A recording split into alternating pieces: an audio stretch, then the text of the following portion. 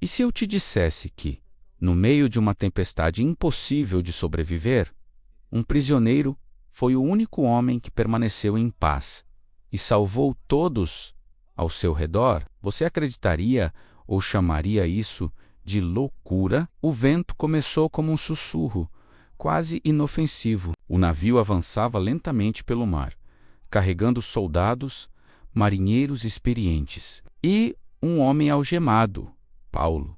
Para muitos ali, ele era apenas mais um prisioneiro sendo levado a julgamento em Roma, mas havia algo diferente nele.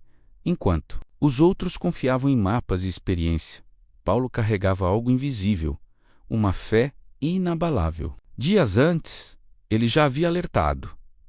Aquela viagem seria perigosa, mas ninguém quis ouvir um prisioneiro. O comandante confiou no piloto do navio, e a decisão foi tomada: seguir viagem. Então, sem aviso, o céu escureceu. Um vento violento, conhecido como Euroaquilão, desceu sobre eles com força brutal. As ondas começaram a se erguer como montanhas, e o navio foi lançado de um lado para o outro.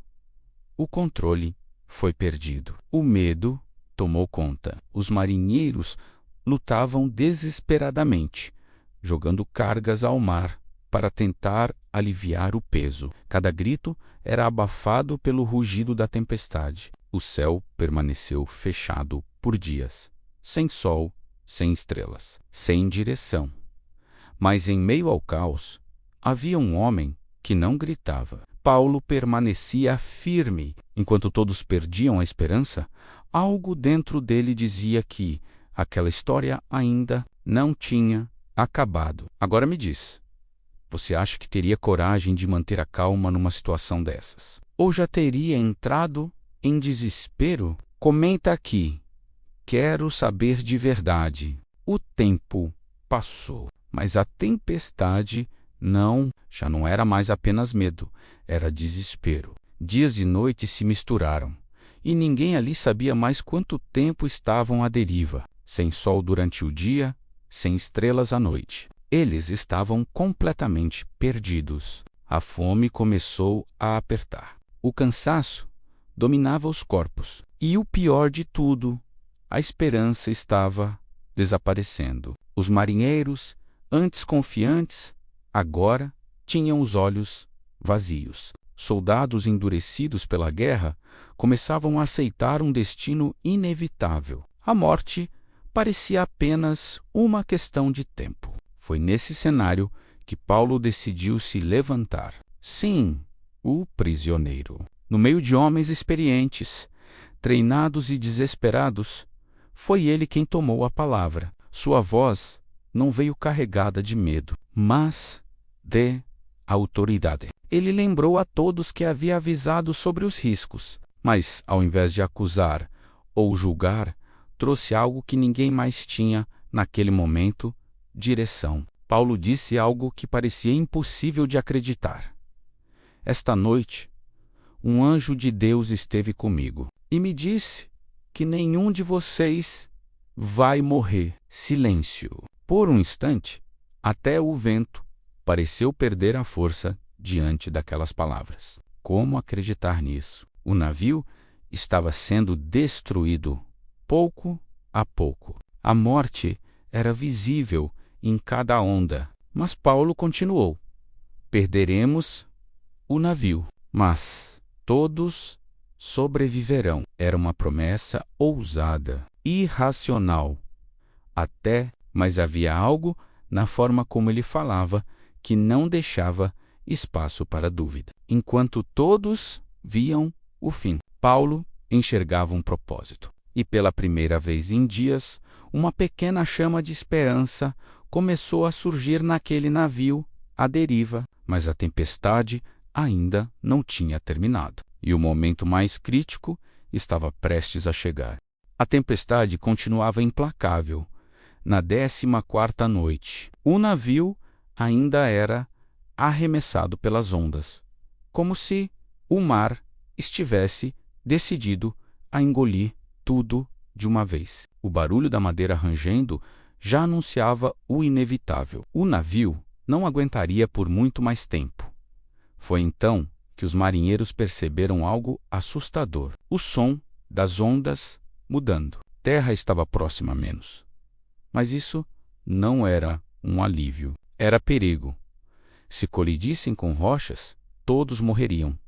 Desesperados, alguns marinheiros tentaram fugir em segredo. Prepararam o bote salva-vidas, fingindo que iam lançar âncoras, mas na verdade queriam abandonar todos à própria sorte.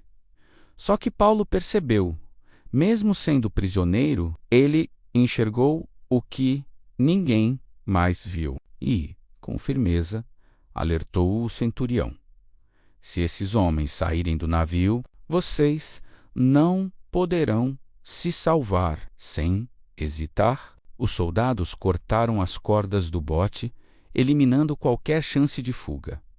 Agora não havia plano B. Era confiar ou perecer. E foi nesse momento crítico que Paulo fez algo totalmente inesperado. Com todos à beira do colapso, ele pegou pão, deu graças a Deus na frente de todos e começou a comer, sim, no meio do caos. Aquela atitude parecia absurda, mas ao mesmo tempo poderosa. Era como se ele dissesse: a tempestade não define o meu fim. Aos poucos, os outros começaram a comer também. A coragem de um homem estava sustentando dezenas, mas o pior ainda estava por vir. O impacto final. Me conta aqui nos comentários. Você teria essa fé de agradecer a Deus no meio do pior momento da sua vida? Ou só depois que tudo passa? Se fizer sentido para você, já curte o vídeo? Isso ajuda essa mensagem a alcançar mais pessoas que estão enfrentando suas próprias tempestades.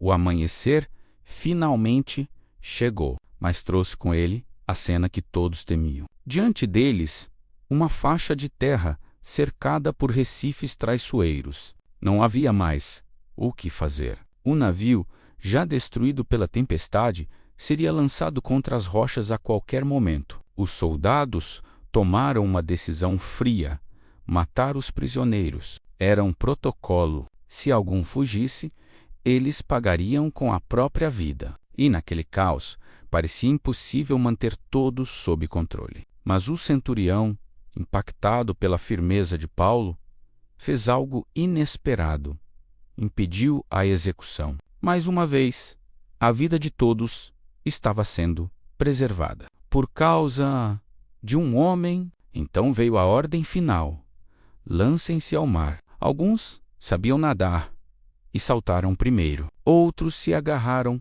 a pedaços do navio que se despedaçava. O mar ainda estava agitado.